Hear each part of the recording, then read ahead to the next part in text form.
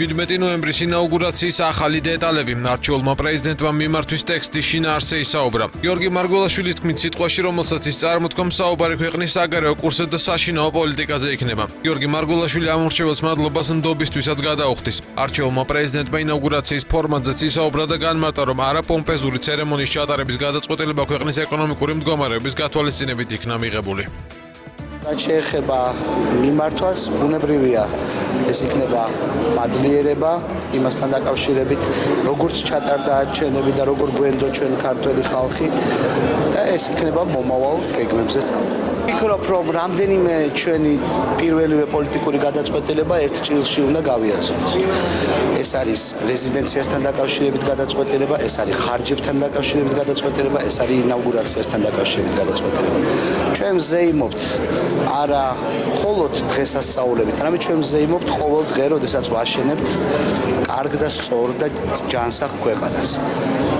მაგრამ ხარჯები უნდა იყოს იმის შესაბამისი, რაც არის საქართველოს ბიუჯეტი. სამწუხაროდ საქართველოს ბიუჯეტი არ გვაძლევს იმის შესაძლებლობას, რომ ფეშენებელურ სასახლეებში ვიცხოვროთ სახელმწიფო მოხელეებმა ან ფეშენებელური ინაუგურაციები მოვაწყოთ. ეს ფული სჭირდება ქართულ ხალხს და არის ძალიან ბევრი ჯერ კიდევ სამწუხაროდ გაჭირებული, ვისაც ჯობია რომ ეს ფული დავახარჯოთ. სიტყვა უკვე დაწერილია, მაგრამ მე არ მიმაჩნია მიზანშეწონილი, ახლა კამერებთან სიტყვა წარმოიქმნება.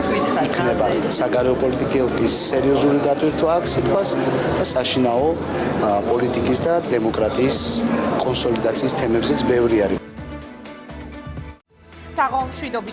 საგარეო საქმეთა მინისტრის მაია ფანჯიკიძის განცხადებას, რომელიც მან TV3-ის ეთერში გააკეთა, საქართველოს პირველი პრეზიდენტის მეუღლე გამოეხმაურა. TV3-თან სატელეფონო საუბარში მანანა არჩვაძე გამსახურდი აცხადებს, რომ ინაუგურაციის ცერემონიას დაესწრებოდა, თუმცა ხელისუფლებამ მისი დაპატიჟება არ ისურვა. გადახედეთ მსოფლიოს სახელმწიფოებს ის იქნება საპრეზიდენტო თუ საპარლამენტო არ არსებობს, რომ პარლამენტის თავმჯდომარის ოჯახს არ მიუვიდეს მოსაწვევი, ან კიდევ პრეზიდენტის ოჯახის წევრებს. თქვენ რომ მოგსვლოდეთ მოსაწვევი, წახვიდოდით თუ არა? ამაზე ვიფიქრებდი, გააჩნია სად მოხდებოდი და როგორ ეხლა თუ სადღაც შემაგდებდნენ ისე რომ ფორმისთვის ვიდგე, მე ასე არა და ამ ნაბიჯს არ გადავდგა. თუ რაც მეკუთვნის კანონის, კონსტიტუციის, ისე უნდა მოხდარიყოს. მაია ფანჯიკიძის განცხადებით, ინაუგურაციაზე მხოლოდ ცოცხალი პრეზიდენტები არიან, მიწვეული და ყოფილი პრეზიდენტების ოჯახის წევრები გათვალისწინებულები არ არიან. ფანჯიკიძის განცხადებიდან ასევე ცნობილი გახდა, რომ ინაუგურაციაზე გიორგი მარგველაშვილის გვერდით მისი მეგობარი მაკა ჩიჩუა არ იდგება. მოწვეულები არიან საქართველოს ცოცხალი, ღმერთმა დიდხანს საცოცხლოს ორივე ყოფილი პრეზიდენტი. და არა პირველი პრეზიდენტის ოჯახი. ოჯახები ჩვენ მოწვეული არ აყვავს, არიან მოწვეული მხოლოდ პრეზიდენტები. პრეზიდენტი მარგველაშვილი ცერემონიალზე იდგება მარტო, თუ მის გვერდით იდგება მისი მეგობარი ქალბატონი, რომელიც მისი ოფიციალური მეუღლე არ არის. პრეზიდენტი მარგველაშვილი იდგება ტრიბუნასთან სრულიად მარტო, რადგანაც გათვალისწინებული არ არის სხვისი დგომა მის გვერდზე, მაშინ როდესაც იგი დადებს ფიცს, მისი მეუღლე იქნება დამსწრე საზოგადოებაში და მომავალ პრეზიდენტს, ანუ უკვე ფიცდადებულ პრეზიდენტს ასევე არ ექნება საშუალება, რომ თვითონ დაჯდეს. რუსეთის ოფიციალური წარმომადგენლები საქართველოს პრეზიდენტის ინაუგურაციაში მონაწილეობას არ მიიღებენ. განცხადებას ამის შესახებ რუსეთის საგარეო საქმეთა მინისტრის მოადგილე გრიგორი კარასინი აკეთებს. მისი თქმით, დიპლომატიური ურთიერთობების არარსებობის გამო შეუძლებელია საქართველოს პრეზიდენტის ინაუგურაციაში მონაწილეობა. როგორც კარასინი აღნიშნავს, რუსეთ-საქართველოს ახლად არჩეული პრეზიდენტის აზრები რუსეთ-საქართველოს ურთიერთობათა ნორმალიზაციის შესახებ კონსტრუქციულად მიაჩნია და ბევრ რამეში ეთანხმება მათ ხედვებს. საქართველოს კალათბურთის ფედერაციის მოქმედმა პრეზიდენტმა ბესიკ ლიპარტელიანმა საპრეზიდენტო არჩევნებში თავისი კანდიდატურის მოხსნასთან დაკავშირებით ოფიციალური განცხადება გააკეთა. ლიპარტელიანმა 12 წლიანი მუშაობა შეაჯამა და ფედერაციის თანამშრომლებს გაწეული სამსახურისათვის მადლობა გადაუხადა. საქართველოს კალათბურთის ფედერაციის არჩევნები 11 დეკემბერს გაიმართება. სრული თავისუფლება რო იყოს გამგეობასთან მიმართებაში, მე მივიღე გადაწყვეტილება, რომ ამ არჩევნებში არ მივიღო მონაწილეობა.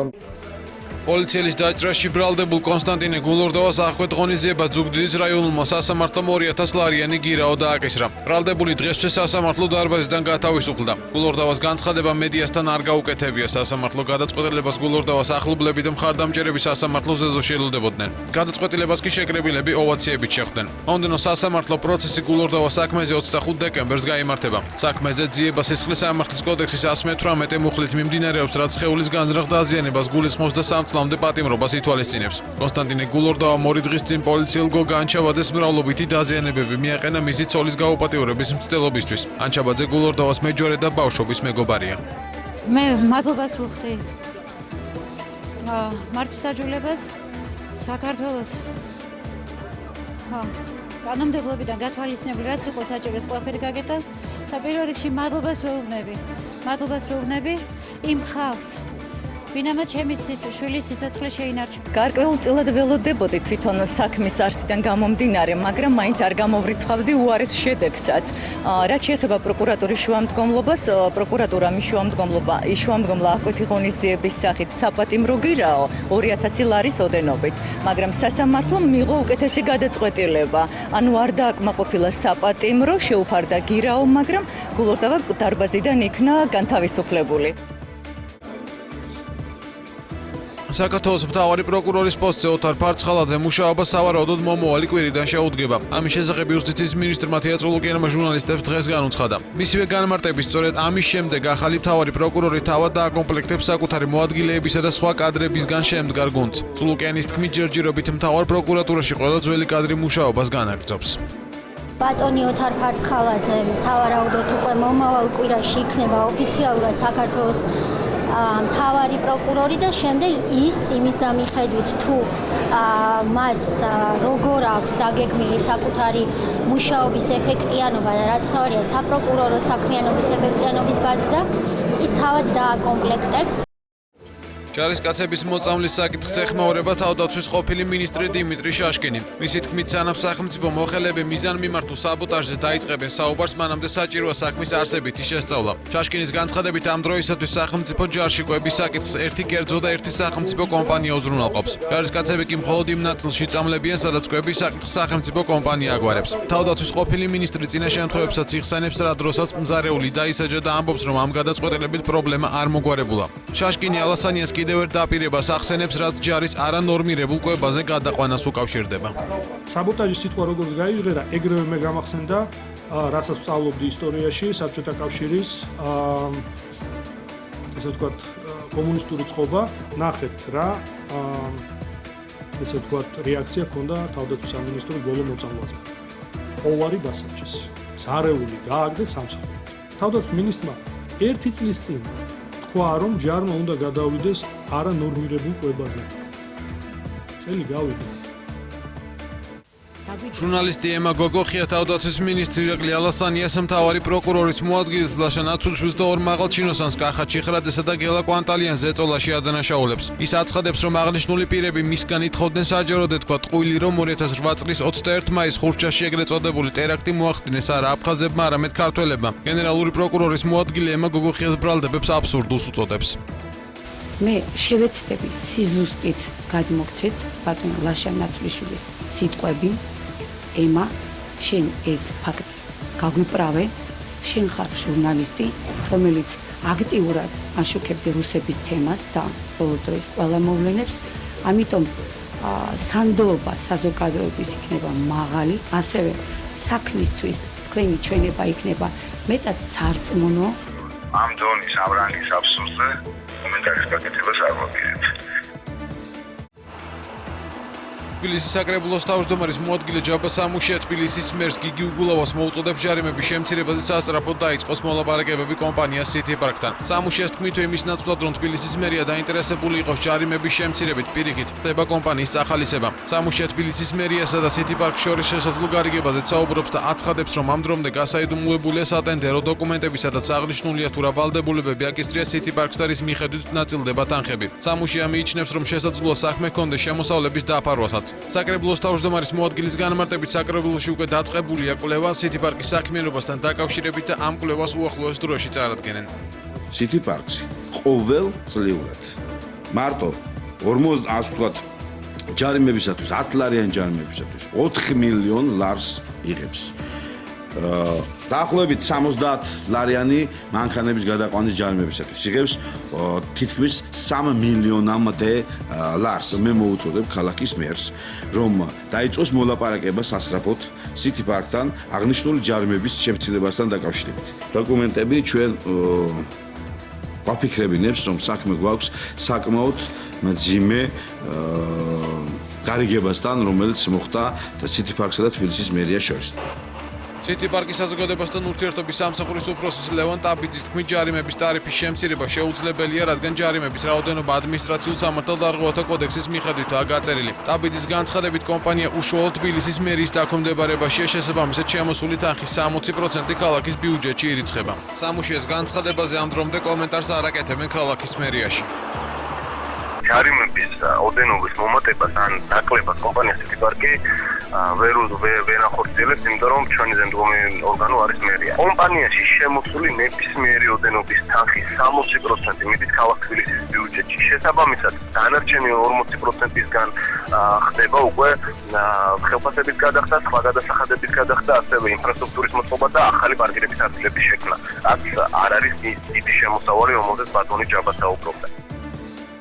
საქართველოს რკინიგზის თანამშრომლების სამუშაო პირობების გაუმჯობესების მოთხოვნით დილიდან გაიფიცნენ. თუმცა საქართველოს რკინიგზაში აცხადებენ, რომ გაფიცვას რკინიგზის ფუნქციონირებისათვის ხელი არ შეუშლია. მათი განმარტებით მატარებლები დასავლეთის მიმართულებით დილიდან გასულია. საქართველოს რკინიგზის პრესსამსახურის უფროსის განცხადებით გავრცელებული ინფორმაციით თითქოს 6000 ადამიანია გაფიცვული სიმართლეს არ შეესაბამება და საუბარია მხოლოდ 20-დან 40-მდე თანამშრომელზე. რაჩიც აგურია გაფიცულ თანამშრომლებს მოლაპარაკების მაგიდასთან დასკვნისკენ მოუწოდებს. ჩვენ მათ უყოველთვის მოუწოდებთ, რომ შეწყვიტონ საუბარი მუქარი შემცველი ტონით, შანტაჟის ენით საუბარი შეწყვიტონ და დავჯდეთ მოლაპარაკების მაგიდასთან. ჩვენ მათ ვთხოვთ, რომ და მოვიდნენ მოლაპარაკების მაგიდასთან და წყნარ სიტუაციაში გადავწყვიტოთ აბსოლუტურად ყველა პრობლემა. საქართველოს რკინიგზა არის კომპანია, რომელმაც 130 მილიონამდე 100 მილიონიანი სახელმწიფო ფონდი გაზარდა 7 თვის განმავლობაში, რაც საქართველოში არც ერთ კომპანიას არასოდეს ესე მოკლე დროში ამხელა სახელმწიფო ფონდის ზრდა არ გაუკეთებია არასდროს. ან თქვენ არ ხართ ხო გაფიცული და მუშაობ? რატომ არ იყო გაფიცული მუშაობ? ეს რა ხაზის მატარებელია, საიდან მოდიხარ? საიდან მოდიხარ ბატონო? ქუთაისიდან ჩამოვიდა. საბიუჯეტო დებატები 2014 წლის ბიუჯეტზე პარლამენტში გრძელდება. საპარლამენტო უმრავლესობის წარმომადგენლის ეკა ბესელიას განცხადებით, ყოფილი ხელისუფლების პირობებში საპროცესო შეთანხმებებით ბიუჯეტის შევსების ფორმები და მასშტაბები ყოველგვარ ზღვარს ცდებოდა. ბესელიამ პარლამენტის პლენარულ სხდომაზე კონკრეტული ციფრები დაასახელა, რომელიც ბოლო 4 წლის განმავლობაში საპროცესო შეთანხმებებით შესულ თანხებს ასახავს. აგრარული კომიტეტის თავმჯდომარის განცხადებით კი ბიუჯეტის ხარჯვის დროს მთავარი გამჭვირვალობაა და მიიჩნევს, რომ ბიუჯეტის ზრდა მოსახლეობის თითოეულ წევრს უნდა შეეხოს. გავიხსენებდი იგივე იმ სპეცფონდებს, რომელშიც მიედინებოდა კერძო კომპანიების თანხები, როგორც ასევე ერთ-ერთი ფორმა სახელმწიფო რეკეტის და გავიხსენოთ თუნდაც ეს პარლამენტის შენობა, რომელთან დაკავშირებითაც საკმაოდ მძიმე დასხვა გვაქვს შესაბამის სამსახურების მიერ და ამაზე გამოძიება მიმდინარეობს. წინა ხელისუფლების დროს ბიუჯეტი გაიზარდა.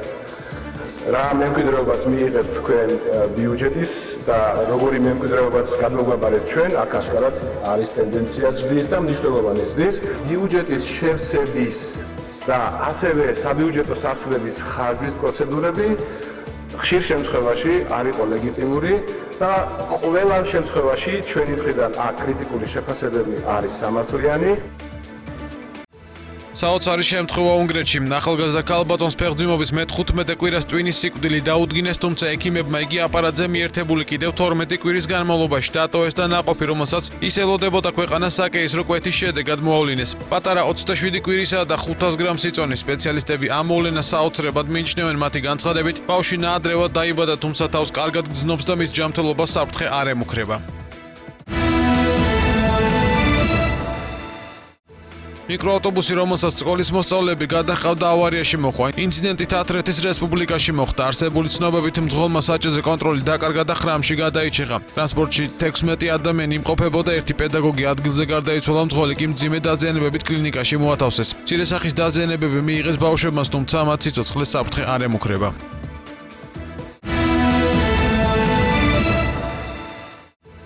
ამერიკელმა მომღერალმა ტინა ტერნერმა ამერიკის შეერთებული შტატების მოქალაქეობაზე უარი განაცხადა. 74 წლის ცნობილი როკ მომღერალი 1995 წლიდან შვეიცარიაში ცხოვრობს. ის უკვე შესანიშნავად ფლობს გერმანულ ენას. 2013 წლის აპრილში მან მიიღო შვეიცარიის პასპორტი, რისთვისაც ტერნერს გერმანულ ენაში გამოცდის ჩაბარებაც მოუწია.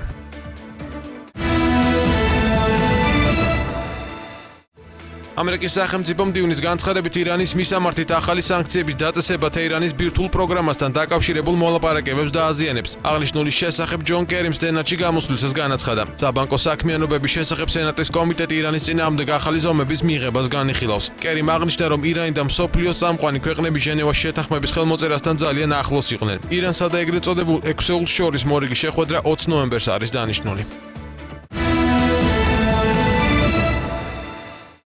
ამერიკის შეერთებული შტატების ხელისუფლებამ შეათანხმა American Airlines-ის და US Airways შერწყმის საკითხი, რომლის შედეგადაც მსოფლიოში უმსხვილესი ავიაკომპანია შეიქმნება. მოსალოდნელია, რომ ნოემბრის ბოლოს შეთანხმებას ფედერალური სასამართლო დაამტკიცებს, რის შემდეგაც კომპანიები გარიგების გაფორმებაზე გადავლენ. გარიგება კი დეკემბრის პირველ ნახევარში დასრულდება. მიღწეული შეთანხმების საფუძველზე ბაზარზე დომინირების თავიდან აცილების მიზნით გაერთიანებული ავიაკომპანია უარს იტყვის სლოტების ნაწილზე, რომელიც American Airlines-ის და US Airways ეკუთვნის ამერიკის შეერთებული შტატების 7 მსხვილ აეროპორტში. გაერთიანებულ ავიაკომპანიას, რომლის ფორმირებასაც სავარაუდოდ რამდენიმე წელი დასჭირდება, American Airlines Group ერქმევა და მისი კაპიტალიზაცია $11 მილიარდ შეადგენს. წინასწარი პროგნოზით American Airlines Group-ი დღე-ღამეში 6-7,000 რეისს განახორციელებს მსოფლიოს 56 ქვეყანაში.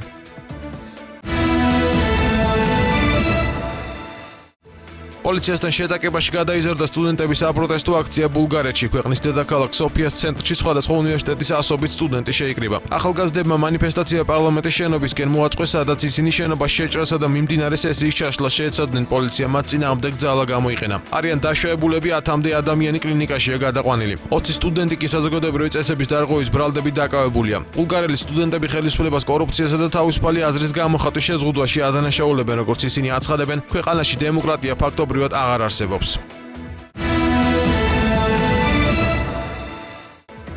სროლის ხმა ისმოდა ამერიკის შეერთებული შტატების ქალაქ პიტსბურგის ერთ-ერთ სკოლაში არსებული ინფორმაციით, სკოლას თავში ერეღებული პირი გაკვეთილების მსვლელობისას დაესხა და უმისამართო სროლა ატეხა. ინციდენტის შედეგად 3 არასრულწლოვანია დაჭრილი. თავდამსხმელმა დანაშაულის ადგილიდან მიმალვა მოახერხა. პოლიცია მის სკოლასთან არსებულ ტყეში ამ დრომდე უშედეგოდ ეძებს. დაჭრილების ჯანმრთელობის მდგომარეობა სტაბილურია, მომხდარის მიზეზი უცნობია.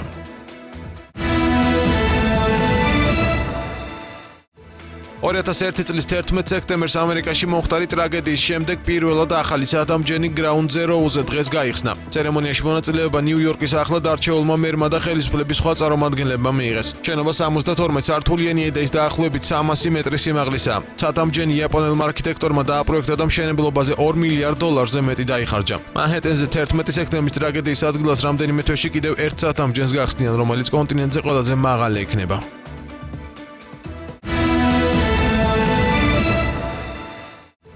ყველაზე დიდი და იშვიათი ვარდისფერი ბრილიანტი სოტბის აუქციონზე რეკორდულ ფასად გაიყიდა. ვაჭრობა ჟენევაში პოლიციელებისა და სამხედრო შენაერთების მიერ დაცულ სასტუმროში გაიმართა. ბრილიანტის საწყისი ფასი 60 მილიონი ამერიკული დოლარი იყო, თუმცა ვაჭრობის შედეგად ის საბოლოოდ $83 მილიონ იყიდეს. ფლობელის ვინაობა არ სახელდება, მან ანონიმურად დარჩენა ისურვა. 60 კარატიანი უნიკალური ალმასი აფრიკაში 1999 წელს იპოვეს.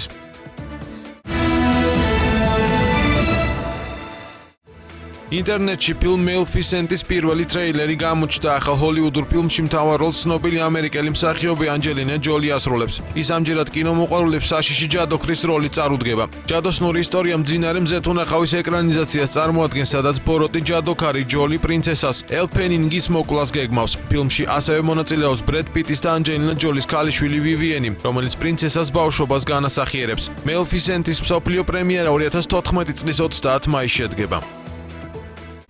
2015 წელს თბილისი მნიშვნელოვან სპორტულ ღონისძიებას UEFA-ს სუპერთასს მასპინძლობს, რომელშიც ერთმანეთს UEFA-ს ჩემპიონთა ლიგის და ევროპის ლიგის გამარჯვებული საფეხბურთო კლუბები შეხვდებიან. სუპერმატჩის საორგანიზაციო საკითხებისა და მოსამზადებელი ეტაპის დასაგეგმად თბილისში 3 დღიანი ოფიციალური ვიზიტით UEFA-ს სპეციალური დელეგაცია ჩამოვიდა. ვიზიტის პარკლებში UEFA-ს სუპერთასის საორგანიზაციო ჯგუფის ხელმძღვანელ რიბეიროს თბილისის მერი გიგი უგულავა შეხვდა. შეხვედრაზე 2015 წელს თბილისში დაგეგმილი სპორტული ღონისძიების დეტალები განიხილეს. ეს ყველაზე დიდი ღონისძიებაა, რომელიც ამ რეგიონში როდისმე ჩატარებული იყო და ყოფილა ჩატარებული, ეს იქნება პირველი და ვფიქრობთ, რომ მაღალ დონეზე ჩავატარებთ, ძალიან ჩქარა მე უფრო სხვა ღონისძიებების მასპინძლობა მოგვიწევს. განხილული იყო ის საკითხები, რომელიც საორგანიზაციო საკითხებთან არის დაკავშირებული, სტუმრების მიღება, ამ მაჩის უსაფრთხოების უზრუნველყოფა და ასევე ღირსეულად გასტუმრება სტუმრების. ვფიქრობ, რომ საორგანიზაციო კომიტეტი შეძლებს ამის ყველაფრის ორგანიზებას მაღალ დონეზე. პირველ რიგში უნდა აღვნიშნო, რომ პირველად ვარ საქართველოში და ძალიან მოხარული ვარ ამ ვიზიტით. თბილისი უდიდეს ღონისძიებას მასპინძლობს, რომელშიც ბევრი ადამიანი იღებს მონაწილეობას. იმედი გვაქვს, რომ ყველაფერი კარგად ჩაივლის. დღეს გქონდა საუბარი ამ გრანდიოზული ღონისძიებების შესახებ. გავიარეთ საორგანიზაციო საკითხები და ჩამოვყალიბდით გარკვეულ დეტალებზე. საქართველოს ფეხბურთის ფედერაცია ამ ყველაფრის განხორციელებაში ძალიან დიდ როლს ასრულებს. სამბისთან ნაკრები მსოფლიო ჩემპიონატისთვის გორში ემზადება. მსოფლიო ჩემპიონატი რუსეთის ქალაქ სანქტ-პეტერბურგში გაიმართება. მთავარი მწვრთნელის ჯონდო მუზაშვილის ხელმძღვანელობით გორის ძიუდოს დარბაზში 20 სამბისტი გადის მზადებას. ქართველი სამბისტები მამაკაცთა შორის 9 წონით კატეგორიაში ასპარეზებენ. საქართველოს ნაკრებს 3 ქალი ეყოლება მსოფლიო ჩემპიონატზე, 2 სპორტსმენი კი საბრძოლო სამბოში ასპარეზებს. ფედერაციამ სპორტის სამინისტროს დახმარებით და ოლიმპიური კომიტეტის დახმარებით ბიჭებს ჩაუტარდათ სულ 3 შეკრება, 3 ეტაპი გაიარეს, დასკვით შეკრებაზე არიან. მე ველაპარაკებ მწვრთნელებს და ბიჭები არიან კარგ ფორმაში. ძალიან ძლიერი ჩემპიონატი იქნება, იმიტომ რომ 75 წლის თავით ეძღვნება ამ ჩემპიონატს დაარსებიდან 75 და ძალიან ძლიერ ემზადებიან. ძირითადი კონკურენტები ჩვენი რუსები არიან და მათთან მოგვიწევს ბრძოლა. რა თქმა უნდა, მარტო მოჭიდავებთან არა. მოგვიწევს საჯებთანაც ბრძოლა, იმიტომ რომ არის გადახრები.